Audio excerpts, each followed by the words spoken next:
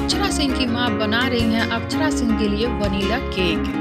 जी हाँ, अक्षरा सिंह की मां बहुत ही अच्छा खाना बनाती हैं और बहुत ही अच्छा केक भी बनाती हैं। तो लीजिए देखिए आप सभी कैसे बना रही है अक्षरा सिंह की मां वनीला केक और आप सभी सीखिए इनसे ये केक बनाने का रेसिपी। हाँ, वनीला केक। तो ये क्या है इसमें? इसमें बटर और एग है।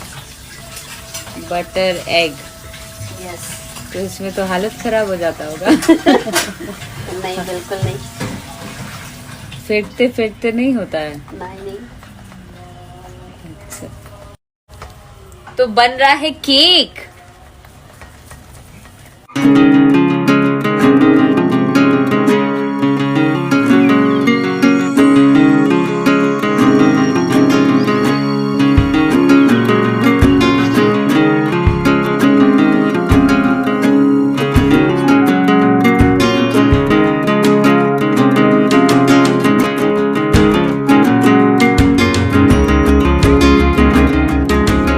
पहले बटर और उसके बाद मैदा।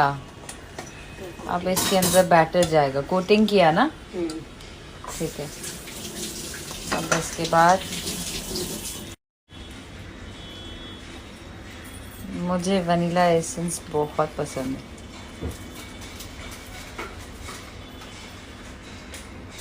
वाओ! तो देखा आप सबने कितना बढ़िया और कितना टेस्टी केक बनाया है अक्षरा सिंह की मां ने, और वो भी कितना जल्दी और कितनी आसानी से।